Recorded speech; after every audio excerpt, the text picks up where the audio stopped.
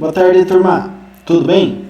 Turma, hoje nós vamos começar um estudo de sistemas de proteção para instalações elétricas de baixa tensão.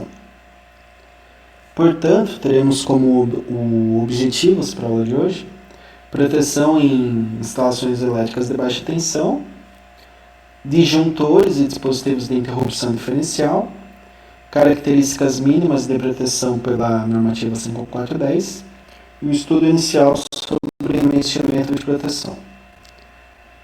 Muito bem, falando um pouco sobre os disjuntores, Os disjuntores para baixa tensão são dispositivos de proteção capazes de estabelecer, conduzir e interromper correntes de operação de um circuito, não apenas em condições normais de trabalho, como também em condições anormais, limitando a ocorrência dessa grandeza, da corrente elétrica, em módulo e tempo de duração. Dispositivos mal dimensionados podem causar incêndios ou choques elétricos. Além desses problemas, as seguintes situações colocam em risco a instalação elétrica, os eletrodomésticos e as pessoas. Então nós temos aqui excesso de aparelhos ligados na mesma tomada, às vezes você põe aquele plugzinho para ir colocando celular, computador, chapinha, secador, um monte de coisas numa tomada, isso gera aí uma sobrecarga, e pode fazer com que o dispositivo de proteção atue. Aparelhos de potência elevados instalados em redes elétricas com cabos subdimensionados, isso daí dá problema, e o sistema de proteção também deve atuar nesse caso. Uso de extensões executadas por pessoal não qualificado. O aumento da capacidade dos disjuntores por certos profissionais, entre aspas, para mascarar o dimensionamento insuficiente dos cabos. Então, se você põe, isso daí aqui é um grande problema, se você põe um disjuntor, que ele vai proteger o sistema de sobrecarga e curto-circuito. Você põe um disjuntor lá para proteger sua instalação, que suporta aí 15 amperes, e o cara lá vai dimensionando um disjuntor de 32, por exemplo, a sua instalação já vai estar totalmente comprometida. Se em algum momento a instalação estiver puxando aí 25 amperes, o disjuntor está olhando lá, está abaixo de 32, tranquilo, mas os cabos suportam 15. Já vão estar derretendo, pegando fogo, e o disjuntor não vai ter sido acionado ainda, ele vai estar lá tranquilo, estou trabalhando em 25 amperes, eu sou para 32 amperes, o disjuntor analisando ali a situação, está tranquilo. Na realidade não pode ser assim, tem uma curva de disparo térmico, que seria este caso, e tem uma curva também de disparo para curto-circuito, que a gente vai estudar aí posteriormente. Seria um caso de mau dimensionamento, Você tem que saber dimensionar os disjuntores em função também dos cabos e de todos os dispositivos que compõem aquela rede. Obviamente, a normativa 5410 de 2004, ela vai obrigar a utilização de disjuntores termomagnéticos, também diferencial residual de alta sensibilidade, que é aqueles de 30 mA para proteção contra choques elétricos, em circuitos terminais de tomadas de corrente e pontos de utilização em cozinhas, locais com pisos e ou revestimentos não isolados em áreas externas, tomadas de corrente em área interna que possam ser utilizadas para alimentar algum equipamento em área externa, aparelhos de iluminação instalados em área externa, banheiros, instalações alimentadas por rede de distribuição pública, onde não puder ser garantida a integridade do condutor PEM, que seria basicamente aí o condutor de proteção mais neutro, certo? Circuitos não relacionados nas recomendações e exigências citadas são protegidos aí puramente por disjuntores termomagnéticos, Então, se não foi citado anteriormente, a proteção adicional por IDR pode proteger os circuitos com disjuntor termomagnético, que somente é ligado ao condutor de fase, sendo que o disjuntor diferencial, que é o disjuntor do slide anterior, ele é conectado aí ao condutor de fase e neutro de circuito, sendo que o neutro, isso aqui é importantíssimo, não pode ser aterrado após o DR, tá? Nem seccionar o condutor de proteção. Então, o condutor de proteção, o condutor terra, né, que ele realmente é aterrado, como nós vimos, né, tem-se ali um aterramento, tem-se uma barra de aterramento, que é de cobre, né, 2 mais 40. E esse condutor, ele não passa pelo DR, tá? Ele não vai ser seccionado. E o neutro, ele não pode ser aterrado após o DR, senão não funciona, tá? O dispositivo diferencial residual, ele deixa de funcionar de forma correta. O interruptor diferencial residual, ele deve ser utilizado no circuito a ser protegido, complementando o dispositivo de proteção de sobrecorrente, que seria o disjuntor, tá? O disjuntor termomagnético que é instalado antes do DR. A gente vai ver também o esquema de ligação, tá? De como seria o disjuntor, o DR, a gente vai ver isso daí maiores detalhes aí posteriormente. E aqui eu trago duas imagens, né? A primeira imagem aqui nós temos os disjuntores, tá? Então aqui nós temos o disjuntor mono, bi e tripolar, né? Mono, sistema monofásico. Bipolar, sistema bifásico. Tripolar, sistema trifásico. Por quê? Quem que passa no disjuntor? A fase. Tá? Disjuntor é só o condutor fase. Agora o IDR, né, que é interruptor diferencial residual, passa a fase neutra. O terra nunca passa por nenhum dos dispositivos. E aqui embaixo tem exemplo do IDR, tá? Então aqui ele é monofásico, então nós temos aqui o IDR bipolar. Nós temos aqui o IDR para o sistema trifásico, mas o IDR ele é tetrapolar. Por que ele é tetrapolar? Porque ele tem que passar 3 fases, né? 1, 2, 3 fases e o neutro. Então, passando ali o sistema trifásico, nós temos um IDR tetrapolar, sistema monofásico, IDR aqui bipolar. Tá? Quando que eu vou ter IDR monopolar? Não existe, porque no IDR a energia passa pela fase e retorna pelo neutro, ou passa por uma fase e retorna por outra fase. Ela pega sempre a diferença, tá? Por isso que ele é diferencial. Lá da matemática, a diferença é o quê? Subtração, né? Então ele lê a corrente aqui da fase é 10.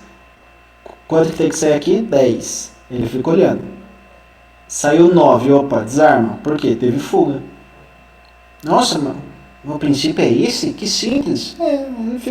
Um observador, ó. Quanto que eu injetei aqui? 12. Tem que sair 12 aqui. Tá saindo, tá saindo, tá saindo. Opa, começou a sair 9. Então tá tendo uma fuga de 3, desarma. Ele é simples assim, tá? Então, por que ele é um dispositivo que protege contra choque? Porque, supondo, né, estava entrando 12, está saindo 12, tá tranquilo. Se está entrando 12, está saindo 9, 3 está indo para algum lugar. Para onde? Né, subentende-se que alguém foi lá, tocou no dispositivo e está circulando 3 amperes entre a rede, a pessoa e a terra. Tá? Então, o dispositivo diferencial residual, ele desarma nesse caso, e por isso que não posso aterrar após o neutro. Se eu aterrar após o neutro, o dispositivo ele não consegue pegar essa diferença. Tá? Então, ele não consegue identificar se a pessoa estaria sendo eletrocutada ou não. Então, por conta disso que esse dispositivo ele recebe fase neutro sim, né? Porque ele sempre vai ter que medir a entrada e o retorno da energia, mas ele não pode ser aterrado após, né, a passagem ali do IDR, aterra-se antes. Tá? Muito bem, falando ainda das características dos disjuntores termomagnéticos, nós temos que os disjuntores devem ser especificados, né, de maneira adequada para assegurar e garantir a proteção contra curto-circuito e sobrecarga, tá? Que são as duas características aí de um disjuntor termomagnético. Rigorosamente, as normas atualmente existentes seguem a tabela ao lado. Tá? Então aqui nós temos a normativa IEC 60898, né, que é relacionada a mini disjuntores para instalações domésticas e análogas. Nós temos aqui a IEC 60947-2, que é referente a disjuntores para uso geral, tá? Então, caixa moldada e disjuntores de potência. Então, perceba aqui, nós temos disjuntores de 43.200 amperes, que é muita coisa, tá? Para proteção aí de circuitos principais de distribuição e terminais. E aqui de 630 a 6.300 amperes para quadro geral de baixa tensão. Os domésticos aqui eles vão até 440 volts, aqui está colocado em aplicação, mas aqui em Sorocaba vai ser 220, tá? Aplicação residencial 220. E uma corrente que pode variar aí de meio a 125 amperes. Falando agora sobre as características básicas do disjuntor termomagnético, temos que uma das características mais claras é o número de polos, conforme eu falei, né? Se o sistema ele é monofásico, tem um polo. Bifásico, 2 polos. Trifásico, 3 polos. Tensão nominal, 627 ou 220. Frequência, que para nós é 60 Hz. Capacidade de ruptura em Ka, que o que vem a ser isso, né?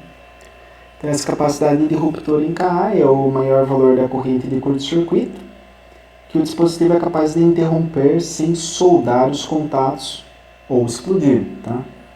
Então, uma corrente ela é capaz de soldar, tanto que a solda, uma máquina de solda, é uma máquina de corrente, basicamente, né?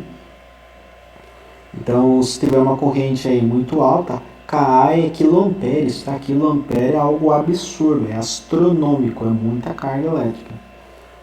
Então, o disjuntor ele tem que ser dimensionado também em função dessa corrente, né, de curto-circuito, que obviamente, né, a capacidade de ruptura dele tem que ser maior do que a corrente de curto-circuito aí, tá? Para que ele não tenha nenhum tipo de problema.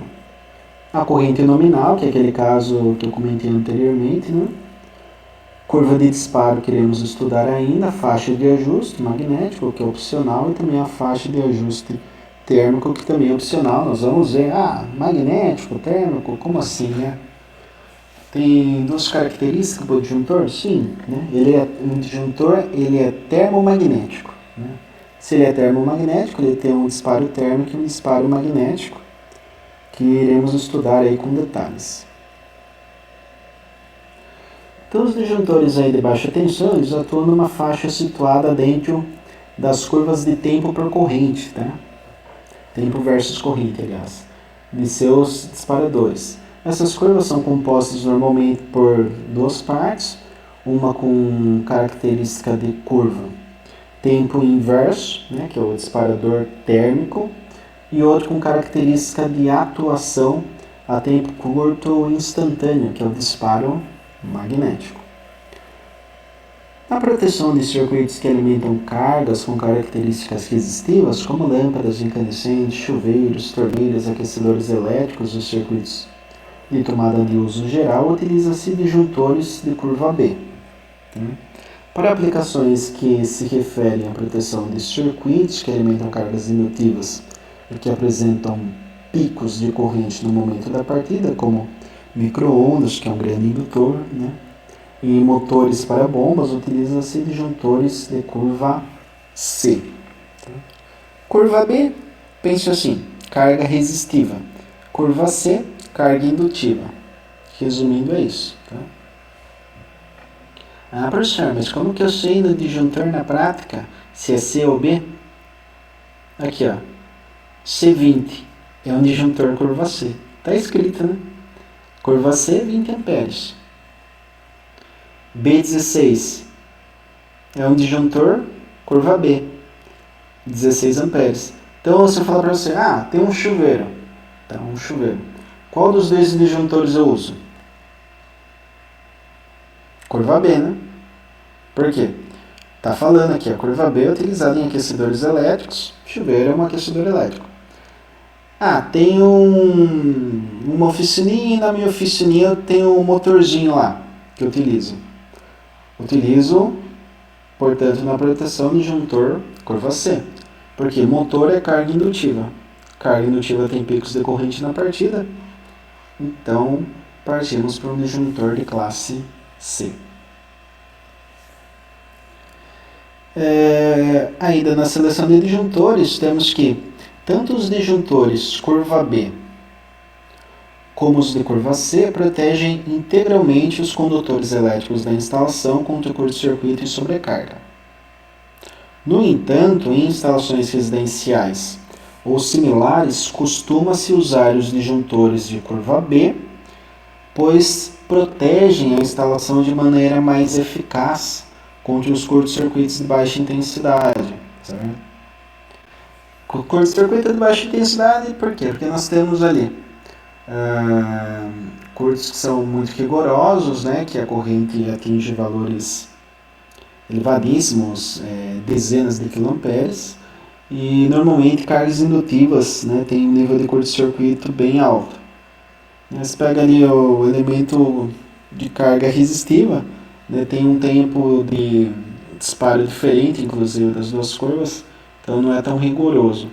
A normativa IEC 60898 define para disparo instantâneo em geral magnético as faixas de atuação para curvas B, C e D. Tá? Então aqui nós temos a curva B, tem ali na partida correntes que pode variar de 3 a 5 vezes o valor nominal. Tá? Curva C, de 5 a 10 vezes. Curva D, de 10 a 20. Curva D industrial, tá? Um uso aí mais específico para cargas muito indutivas. Vou pegar aqui o disjuntor de curva C para a gente fazer um leve exemplo, né? Um exemplo clássico aqui. Vamos adotar aqui um motor que consome 10 amperes, tá?